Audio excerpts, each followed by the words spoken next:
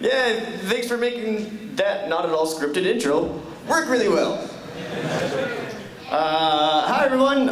If you're all really spread out, shy people in the back, or is it like the school bus where that's where the cool people are? One guy's like, no, I'm not cool. It's like Don't. Hey, morning everyone. So I've never been to Portland, the Retro Gaming Expo ever, and I've never been to Portland. So being here is actually like really cool because I've heard about the Retro Gaming Expo for so long and I've always wanted to actually be here, and I spent a lot of money, which is more or less the purpose of the con. So, and are you guys all from the Portland area then, or? Yeah? Oh, awesome. You guys have a nice city. It's really nice. I went to Round Control, that like barcade thing.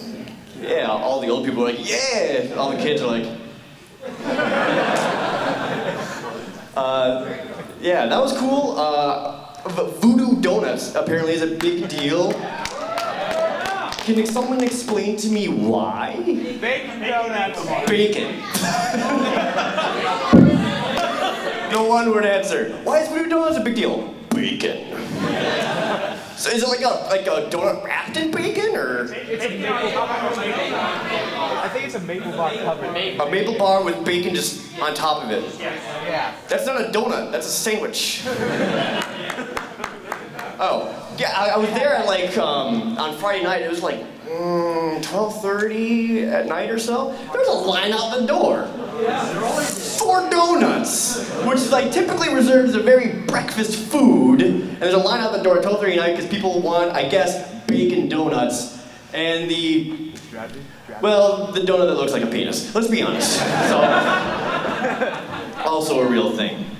I also saw, I walked by this movie theater and it blew my mind because I've never seen anything like this. I stopped and like I had to get a picture taken, but it was a marquee theater. It was boom, every Sunday night from 8 to 11 p.m. hentai. And my only reaction was I stopped and I went, every Sunday? When I moving to Portland? What's also got me wondering, like, would people actually show up for that? It's either like a crap ton of people and it's hilarious, or it's very few people who don't want to make eye contact with each other. Ideally, I would go to it every Sunday and I'd be the only person going, yeah, I'm here for the plot. So those are like the big things that I saw, and I was just like, I've never seen anything like that anywhere. It was really cool. So normally what I try to do at these panels is I always try to make a new video and have it like premiere at these panels for everyone. That way you guys have a reason to get up at this early in the morning to come see me.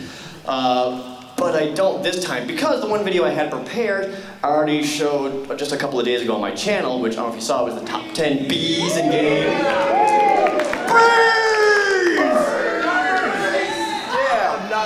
Which, I've got a lot of complaints about that video, and I would like to address those right now, pertaining to the specifics of bees. A lot of people are commenting, saying that, not all of these are bees, some of them are actually wasps. This one, they actually even say hornet, thank you very much. This list is fake and gay. And then like, well, I have a couple of counter arguments to that. I mean, yes, bees, wasps, and hornets all are different because wasps and hornets are carnivores and bees are not. But if you were walking in the forest and suddenly a swarm of flying black and yellow striped things with stingers come at you, do you run away going, hornets? Or you go, bees? Everyone, yeah, you go, bees. It's like saying cats. There are many different breeds of cats, but they're all called cat. So like all the flying things, they're all bees. They're all part of the Homotera family of insects, if you really want to get specific about it. So they're like all in the same family. That's fine. So like, you don't be so picky about it. They're just bees, okay? So, and then other people are saying like, well, you missed this bee, and this bee, and this bee. Like, where's the bee from Secret of Mana? Where's the bee from B-52? Or where's the bee from Conker's Bad Fur Day? Sure, but I would love to hear your argument on how that bee can out-bee the other bees on that list. Bee trap. I mean, sure, like the Conker's Bad Fur Day bee, very funny moment, but does he instantly murder people? No. The Secret of Mana bee sucks. Like, it's just a crappy generic enemy. The only thing cool about it is that when it dies, it explodes into a human skeleton. That's badass. Right, that's science. What did he That's how it works. It's science, bro. Yeah, exactly. Nintendo logic. So there's there's bees everywhere that I didn't include. There's other bees I wanted on the list, but either forgot about or couldn't get on there. I don't know if you guys ever played Evo on Super Nintendo, but there's this bee boss. It's a giant freaking bee with fangs. And they're like, not like tiger fangs, they're like all in every direction fangs. Like several of them, it's terrifying. There's also an old skateboarding game called 720, or 720 degrees, whatever you want to call it.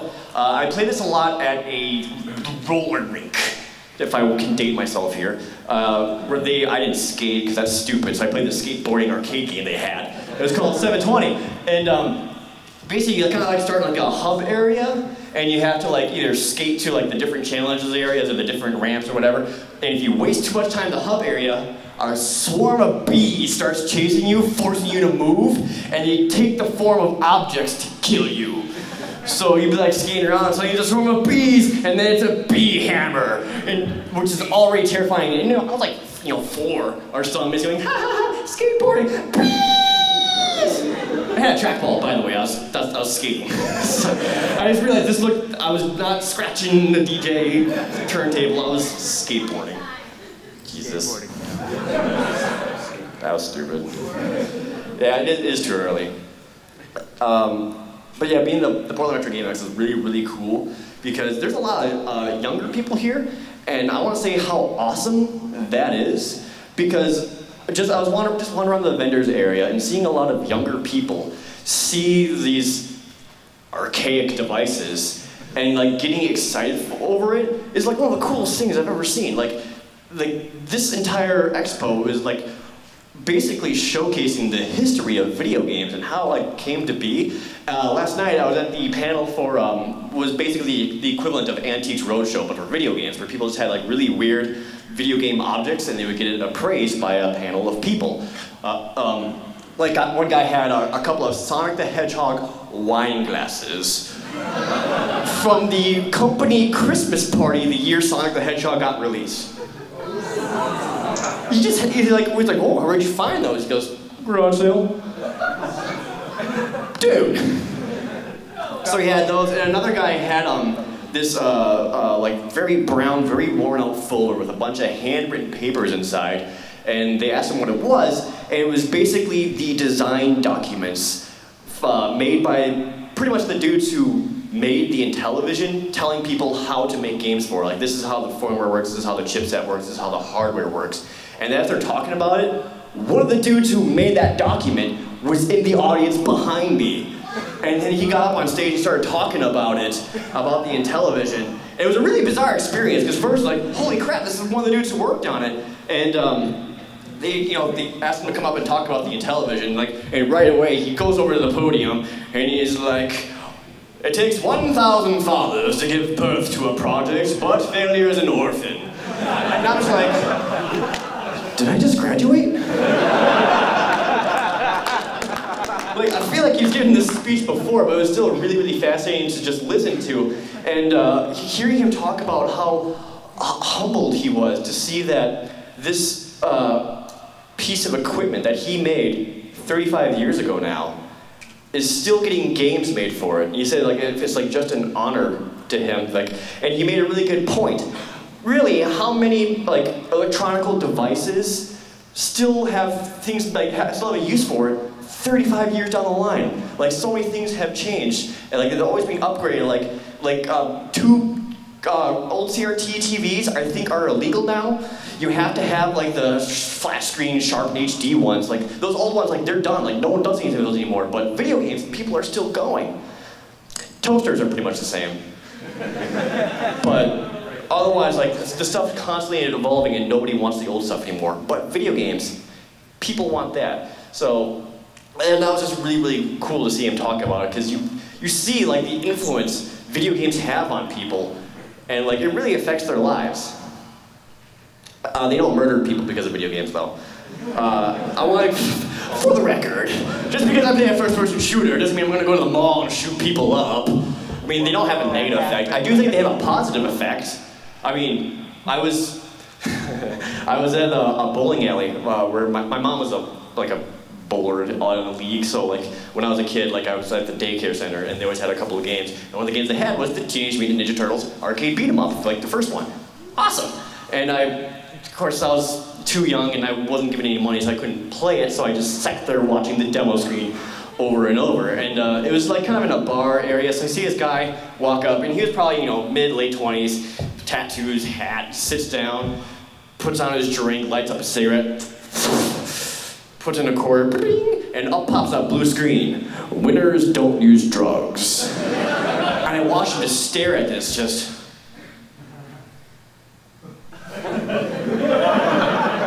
For like a good 30 seconds, and then he puts his cigarette out, pours his drink onto the carpet, and just gets up and walks away. And I was like, holy crap, Teenage Mutant Ninja Turtles just saved that man's life. Like, he's gonna go home and really think about what he's done. He's not a winner, he's using drugs.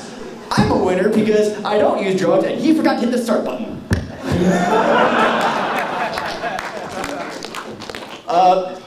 So I know a lot of people like to do like a Q&A style stuff at this, so that's all I really had prepared, aside from all of that delicious comedy for you. So what we'll do, if you have questions, just raise up your hand, and I'll call on you, and then you can shout it out at me, and then I'll answer it. White tie, printed on tie, with a sober hat? Convincing.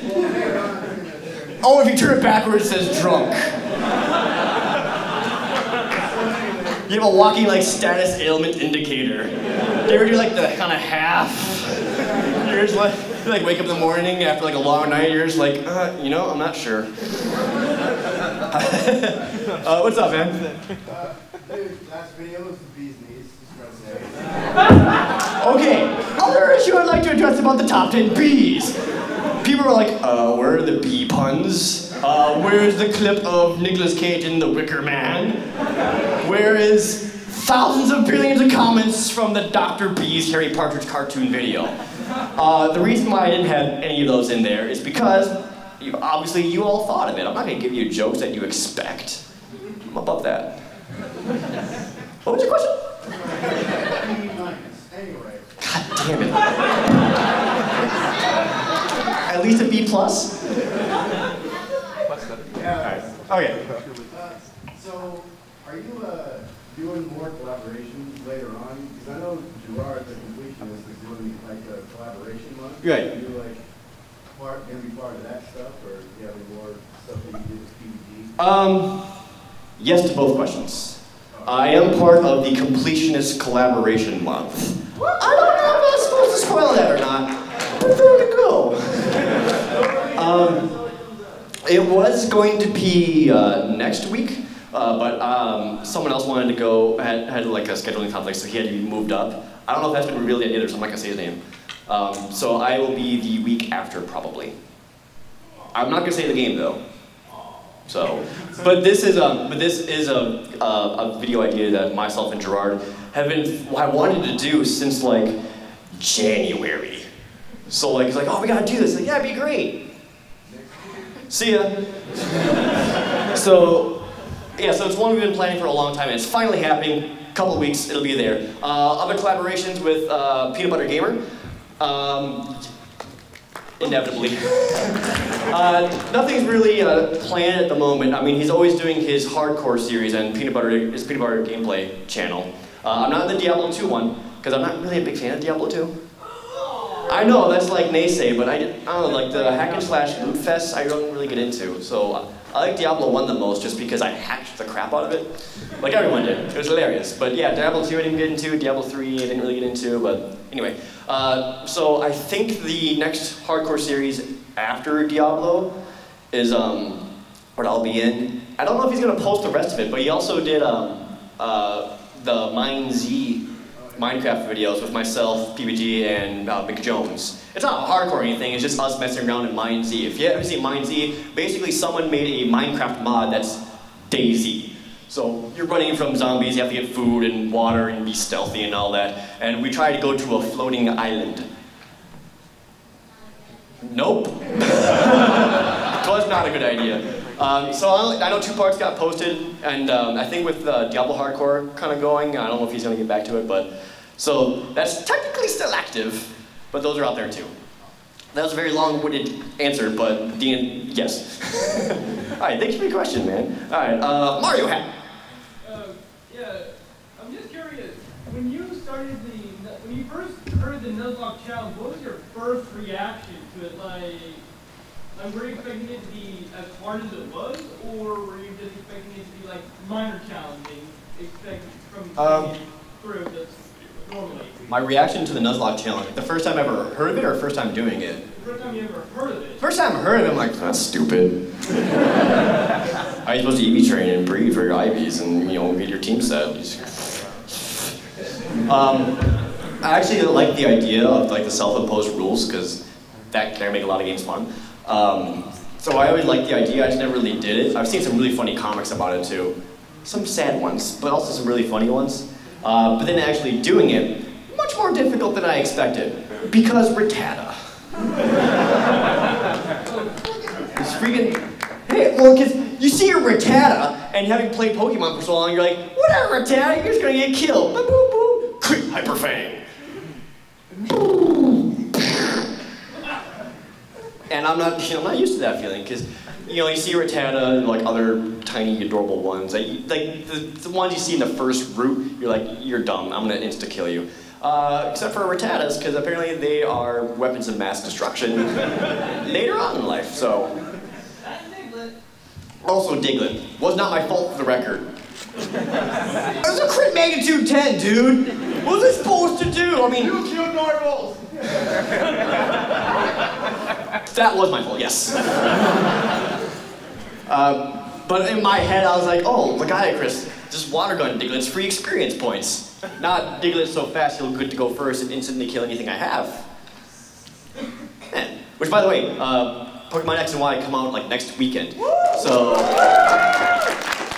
pretty much that Sunday morning, I'm going to wake up and go get my copy of the game, go home, and start streaming it. So, I'm going to play that crap all day. Or until I die. I don't plan on doing very well. I don't anticipate it going well, so. What about Burden? Were you, Burden? like your YouTuber stuff, were you actually glad to get rid of him? Yeah, I don't like Snorlax. I don't like him. That's all.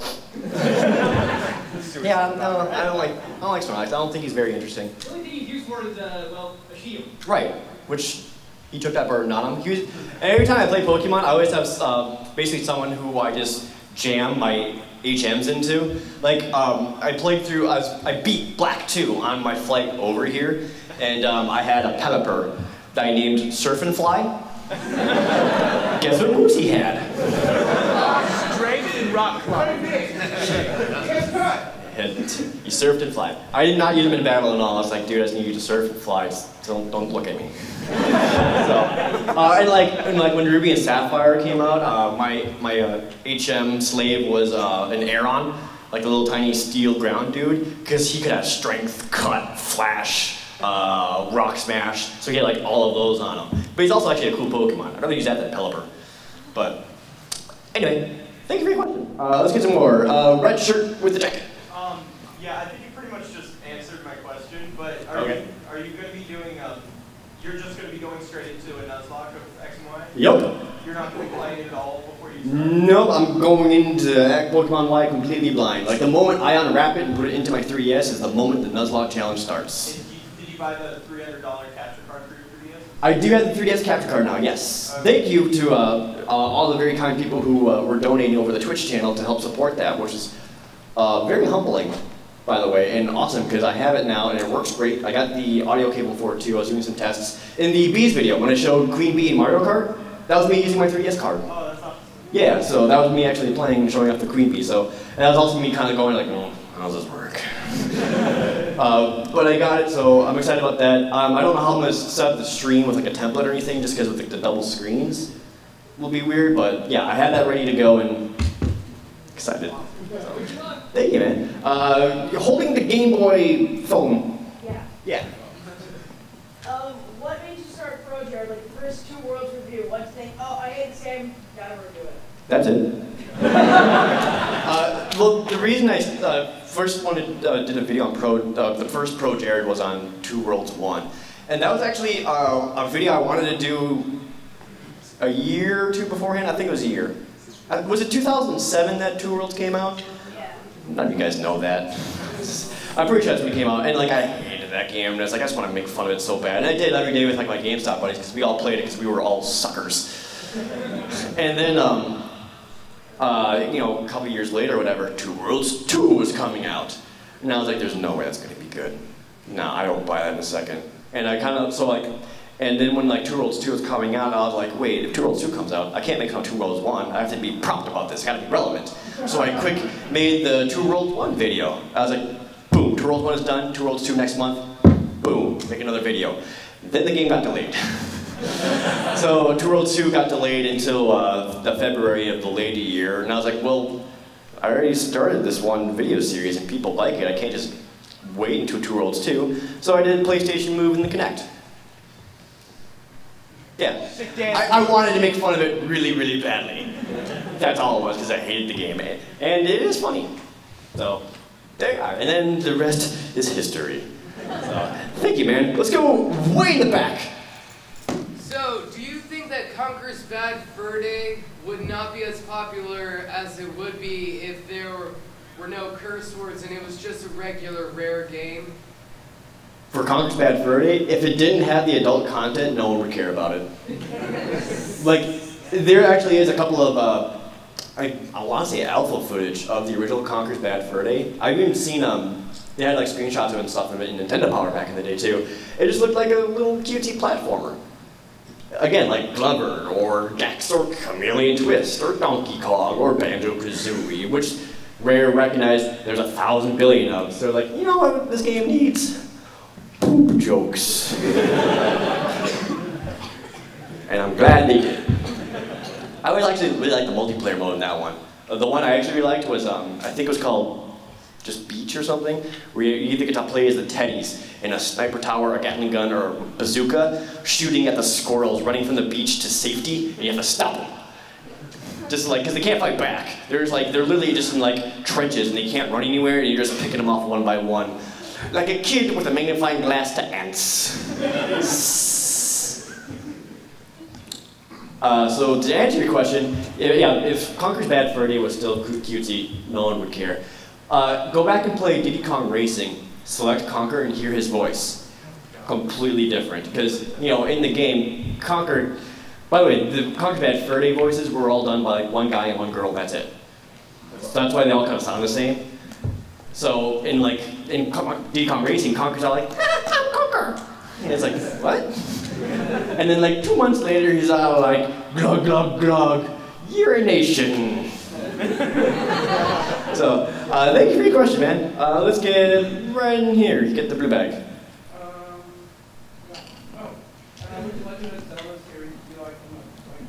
Which Legend of Zelda game do I like the most? A Link to the Past. Like, that is my favorite one, and that is the best. I actually had a friend of mine have a Facebook post just a couple of days ago, just saying, just for a topic of conversation, he goes, all right guys, Link to the Past versus Ocarina of Time, why? Go. And one of the things I said is, I was like, I prefer Link to the Past because a lot of things that Ocarina does that everybody loves, they got from Link to the Past. Replace Ocarina of Time's future with Link to the Past's Dark World, and you have very similar games. Like even a lot of the items in Ocarina of Time were taken from Link to the Past. Like everyone loves the hookshot in that game. Link to the Past.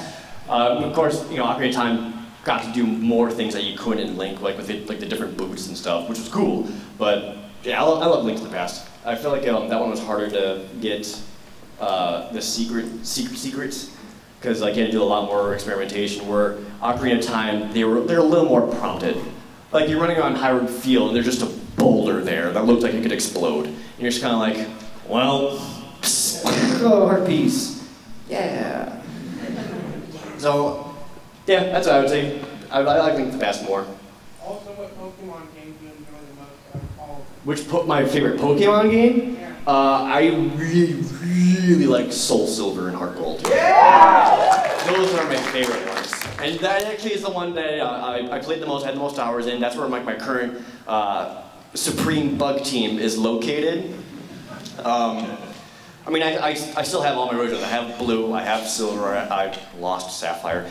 I don't know where it went. I found it while I was trying to find Fire Red, and then I couldn't find Fire Red. Like, well, let's play Sapphire. Then I couldn't find Sapphire. I have no idea. But yes, Soul Silver I really like, just because, I mean, being a remake of Gold and Silver, which are already really good, helped, and had Pokemon I was familiar with, so I knew what team I wanted already, and whatever. Plus, they follow you around. It's so cute. And a little Caterpie just follows behind me. And I was like, come on, buddy, keep up. You're getting fat. Come on. I loved it, so. And the Pokewalker. I had for the longest time, I had a Wooper in there. Wooper, by the way, hilarious Pokemon. Like, the first time I saw Wooper when I was playing Silver, I laughed my ass off because he has a stupid face. Like, it's just beady eyes and just like a straight line smile. So basically, like imagine wandering around and like, there's a little critter with like a beaver tail, no arms, just going. And it's like, we're friends now. Wooper and Krabby are my favorite water Pokemon, by the way. I'll just throw that out there. All right, go. Thank you for your question, man. Proto Man, what's up? Concerning the Earthbound series, what are your thoughts on Mother 4? On Mother 4, the fact that it doesn't exist? I mean, all right, real talk. I'm not that big into Earthbound.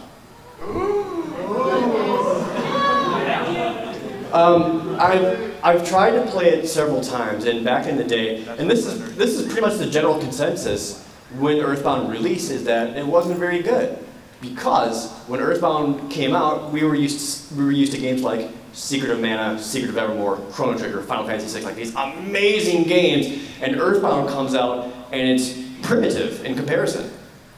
And like, you could argue the art style or whatever, in the battle scenes or whatever, but yeah, compared to what else is, like, it just wasn't as good as the other things. Now looking back on it, obviously it has its own distinct style, but at the time, we were like, this is stupid, it looks like kids' games, and the animations and battle are boring, and weird jokes. So, I never really got into Earthbound, and I tried playing it again, like 2 years ago. I got up to the Saturn Village before I got distracted by other stuff. And I ended up enjoying it a little bit more than I did back in the day. I'm still not like super sold on it. Like, I do love the fact that it is I praise it for a couple of things. One is its contemporary setting. Like, what other RPG does that? Like, you're a kid and your weapon is a baseball bat and a yo-yo. He's shooting fireworks. That's unique. Off the top of my mind, I can't think of any other game that does that. And the other thing that it does that I really liked was the spinning numbers. With the hit points where you get damage, you don't just instantly die, like the numbers start rotating down. So like if someone dies, if you hit the A button fast enough and get to a cure, you can like cure them real fast, and like where the number stops will then go up. So if you move quickly, you can like save someone from dying. That's actually really cool. But my counter argument to that is that Earthbound uses so many words in its text to describe your attacks that it can like work against you, and it's kind of a jerk move. So I like it for those two things, but yeah, otherwise Earthbound, not huge into it. Didn't play Mother 1, didn't play Mother 3. Sorry, man. So, thank you for your question, though. I don't get to talk about that a whole lot. Right up front here. Are you going to make a part 2 of how to make Slender not scary? A part 2 to how to make Slender not scary? I don't know, I feel like part 1 kind of covered it. It's already not scary. I thought about maybe doing it for something like Outlast or Amnesia, A Machine for Pigs, like the more recent horror games. But I feel like the Slender craze kind of waned a little bit, which is fine. I mean, it was like a flash in the pan. It was really big. And I mostly just did that video because I played the Slender game. I thought it was stupid. And I wanted to make fun of it, like 2 Worlds. So I did. So, and that's basically all it was. And like, I just kind of did that as like a little one-off joke. And it turns out 5 million people like it. Which was cool. I mean, it got me a lot of exposure, so. So yeah, follow-up, I don't know, because I would say probably not, because I really don't think it would be nearly as funny. I don't have as many ideas. Unless like an all-new Slender game that does stuff completely different, I don't think that's going to happen, but, so, I'll say probably not, though. Thank you for your question, though. All right, let's go over here. Cat ears. Are you bringing back NupTop for X and Y? Am I bringing back NupTop X and Y? No. Because I don't want to start that game with a god already on my side. I don't want to guarantee victory, you know? And plus, you know, the kind of concept going into X and Y is that I don't know anything about it, and just having that familiarity with me will give me too much of a safety net. So I'd rather get all new weird things that no one has seen before, no one knows what type they are, no one knows what moves they do, or whatever. I'm much more interested in that. But when I inevitably fail my Nuzlocke and Y, I'm going to start over in it and just play like a normal game, and then NupTop will be forever preserved in either Pokemon Y or the Pokemon Bank. So that's why I beat Black too, so I can start transferring her up.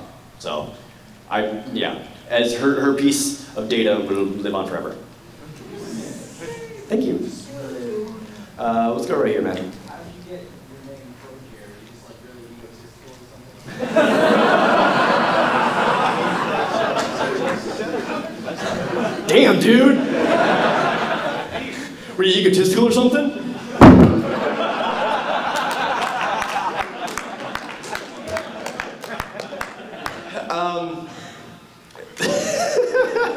That's funny. Well, it started off as, because the way I wanted to do my reviews, I didn't want to just go up there and be like, you know, like 2 Worlds, like, this game's bad, isn't it stupid? It's poopy ass garbage. Ha ha ha. I didn't want to do that. Like, I actually wanted to give very specific reasons as to why it works, why mechanically it does not work, but through like game design, why it is flawed. And so I was like, I want to give like a very professional opinion on it. ProJared. So, I mean, I had professional for a while, and I was like, that's a lot of syllables. So I just shortened it. That's all it was. And because I love myself. That's a good question, Don. I've never been asked that. Thank you, man. Yeah, what's up, dude? Alright, so in the Final Fantasy Mystic Quest Yeah. game, also in the first Highlight and in World of Tanks, you absolutely murdered the fuck out of trees. Right. You murdered the shit out of nature, and Yep. your exact words are, fuck you, nature. Correct. What is it like being in a state where you're surrounded by the damn things? Oh, in Texas? No. Oh. Well, I actually grew up in Green Bay, Wisconsin. So, like, that's where I'm born from. Yeah! What are you doing here? So, like, actually, where my parents' home was growing up until I moved out was a very, very wooded area. It was on a street called Forest Meadows Court. So, like, we had like a grove of trees right in front of us. I had like a huge forest behind me and a farmer's field of corn right behind that too. Like a huge yard, so we would like play paintball in that farmer's field. And I would go into that forest, and I would find some weird stuff.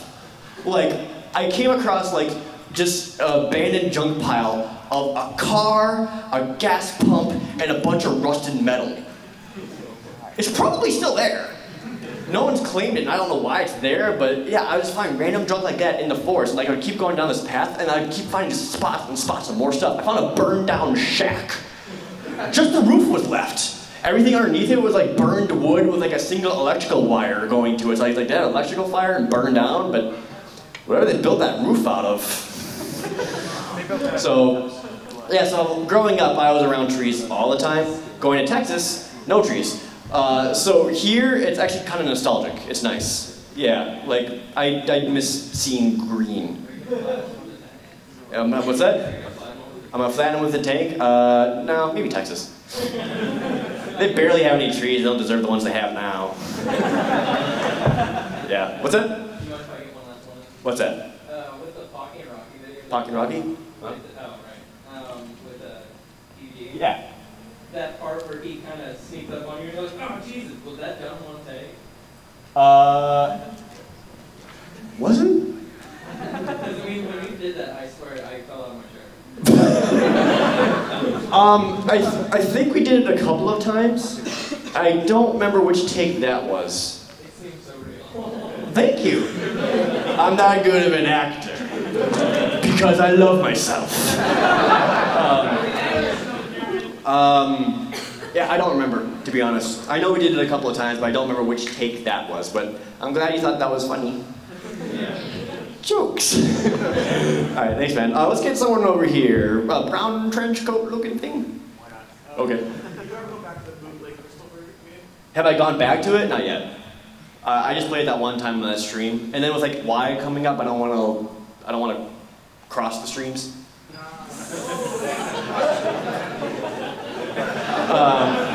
If you guys haven't seen this, I actually want to make a YouTube video out of it because it's probably out sometime next week because I think it's really funny. Basically, in my PO box, someone sent me a copy of Pokemon Crystal, like complete in box. I was like, oh my god, this is awesome! And I took it home, I'm looking at it, and I got really confused because it says Game Boy Advance. And I'm like, that's weird, it's a Game Boy Color game. Hold on a second, and I open up the package, and sure enough, it says Pokemon Crystal, but it's on a Game Boy Advance cartridge. And I start looking at the manual, and it's the manual for Pokemon Emerald. And I'm like, hold on. I pop it in, I start playing it. It's a bootleg Pokemon game. It is the funniest thing I've ever seen in my entire life. Like, it actually, like, basically takes Fire Red and Leaf Green and recreates, like, Pokemon Crystal. You can actually start in New Barktown. You start with Cyndaquil, Totodile, or Stupid Face. And like the Pokemon you see in like the random battles, no sense. So I was playing it, and the very first thing I saw was it's a level 3 Eevee. And I'm like, what the crap? I don't have any Pokeballs, come back! And I was like, that was weird. And I was like, that was really bizarre. Was it a glitch or whatever? And I start walking the next town. Level 4 Charizard. And I was like, ah! And talking to people, they use a mixture of English, Italian, and Spanish. So you'd be talking like Professor Burt at the beginning, and he's like, are you a boy or girl? And I'm like, I'm a boy. He's like, what is your name? I'm like, well, my name is Jared. And he says, Jared, Ace, your name is? And I was like, what? And then he's like, well, I'm very glad you're here.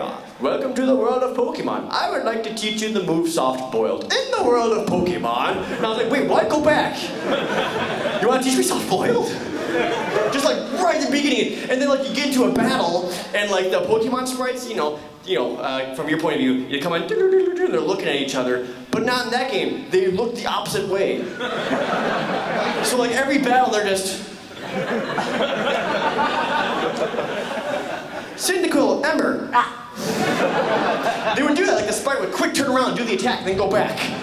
They're all super shy about fighting. So, yeah, it's the funniest thing. I'll have a video of it soon, but will I go back to it? Not while Y is going on, though. Super funny, though. Thank you, though. All right, sorry going through questions a little bit faster because I'm running out of time. We'll get you, sir. Sort of on that note, what do you think is probably the weirdest, most obscure game that you've got? The weirdest, most obscure game that I have? Yeah. Man, I don't know. It's hard to tell what's obscure anymore. Just because like so many things are being covered now and talked about. Just like a random system or something. A random system? Oh man. Man, I don't know. All my stuff's mainstream. Actually, I want to do a video on it, but I do have Odyssey 2.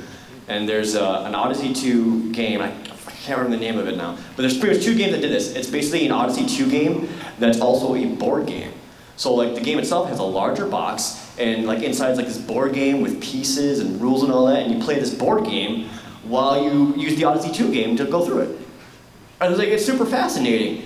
So take that, Seen It, by the way. They're using the video and board game way before Seen It did. Seen It, Twilight, or whatever. So I want to do a video on that just because like I've never really seen it before, and I think that'd be I think it's gonna be really fascinating. So I'll say that. I can't remember the name of it though. They actually have the other one somewhere in the hall. So check it out. All right, thank you, man. Green hat over there. What's your opinion on doing a randomizer Nuzlocke? Opinion doing a randomizer Nuzlocke? It would have to be like very defined randomizers. I don't like the randomizers like, oh, you start off with a Mewtwo. He's part rock and part fire. Just like random Pokemon, not random. He learned Solar Beam. Congratulations. Now he learned Metronome. Congratulations. Now he learned Aerial Ace. Like I would do the randomizer where like the random encounters are completely different. Like starting out with like a level 3 Eevee. Like that would be cool. Like the stuff where it's like, oh, you use Tackle, surprise, it's a power 80 fighting move now. That's really extreme. So I would make it so like what I would encounter is completely different. Again, just so you get different Pokemon onto the Nuzlocke team. I would be more interested in that, but I don't know if I'll ever do one. And what's your favorite Pokemon attack? My favorite Pokemon attack? Yeah. Giga Drain. Giga Drain. Solar Beam's cool. Bug Buzz is also super handy. Butterfree's Silver Wind is one of the best bug moves, just because if it procs, all your stats go up, but very few people get to learn it. X-Scissor. I like X-Scissor a lot. So Bug's your favorite type? Yep. I do bugs. Thanks, man. Over here. What was it like working with the Game Chasers? What was it like working with the Game Chasers? It was very cutthroat. Like kids racing to like the cookie jar first or something. So like we had all these boxes, like all the boxes there. And then, you know, myself and Heidi's like, oh, let's go see what they have. And like Billy and Jay, like without hesitation, just right away, just like, you know, they're walking fast, but they don't want to make it obvious they're racing towards it. So they got like the huffed out chest, and they're like walking on just the front of their feet, just boxes. So like they really get at it because like their whole mindset is like, you know, if you get your hands on it first, you claim it. So like they go for everything first. So that was like a weird experience, just because they're all just. And then you go and win the television. No, I didn't. Heidi did. And then she also got the TurboGrafx 10. So even they're all like, go, go, go, go. The tortoise and the hare story, really. Suckers. So yeah, that's how I was like. All right, thank you, man. Right here. If I wanted to get a friend into your channel, what videos should I show them? If you want to get a friend to my channel, what video? For the funny ones, what do I like? I think Pocky and Rocky's fun. Mystic Quest, and Alone in the Dark, in that order. There you go. Maybe like the Monster Hunter review for my smarter side. There you go. All right, I got a couple more minutes, so let's go way in the back there. If there was a fighting game that's coming up that you're interested in, such as the new Smash Brothers or the new Guilty Gear Xrd Sign, what do you look for? Are you interested in the new ones that are coming up? In fighting games, I'm actually not a big fighting game player. I enjoy some of them. Like Marvel vs. Capcom 2 is one of my favorite ones. I enjoy Smash Brothers, Soul Calibur 2. Tatsunoko vs. Capcom I really, really like. But yeah, stuff like the Street Fighter 4 AE, the new Guilty Gear, the Persona fighting games. Not my thing, honestly. Like, because I enjoy playing them, but not to the point where like I'm so good I can be competitive, but not like absolute trash where you just hit buttons the whole time. And all the people I play fighting games with are so good they're competitive. So I'm the scrub. So yeah, I don't get into the fighting games as much, to be honest. Sorry. Thanks for the question though. We'll go right here with the Wicked Beard. If you could have one feature to games universally, what would it be? One feature to games universally? Smell gameplay. Like the scratch stickers in the Earthbound instruction manual. Playing Conker's Bad Fur Day, you're fighting the Great Mighty Pooh. Suddenly that boss fight's a lot harder. That was going to be a joke, but I'm sticking with it. Thank you, man. All right, a couple more questions. We'll go right here. Do you have any games planned for any ProJared reviews? Yes. I have a whiteboard of games I want to do, and the top 10 Bs video that just came out is one I had planned since December of last year. I'll have another top 10 that I really want to do that I think would be really fascinating and kind of eye-opening for some people. It's not going to be as humorous, it's more of a serious list, but so I want to do that one, and my next ProJared video is going to be another game that happens to have bugs in it. That's all you get. Thank you, man. Right in the center here. Yeah. What's one of the biggest guilty pleasures you have in gaming? One of my biggest guilty pleasures? Yes. I've had an answer for this before, and now I can't remember it. Dang it. I'm blanking, man. I'm sorry. A buck bumble. Bump to the beat, to the bump, to the bass, bump to the beat, buck bumble. Just for that. I don't have a good answer. That sucks. I suck. I'm sorry. Ask me later. If I can think of one, I'll let you know. That's it. All right. I was talking the rest of the day. All right. Thank you, man. All right. And over here with the goggles. Yeah. What would you say, in your opinion, is the best, worst, and most average game you played? The best, worst, and most average game? Well, two of those questions are easy. Best is, always subjective, but my favorite game of all time will always be Final Fantasy VI. So like, I absolutely adore that game. The absolute worst game I have ever played is Drake and the 99 Dragons. Like, that is the worst game I've ever played. Most average, kind of a broad spectrum there.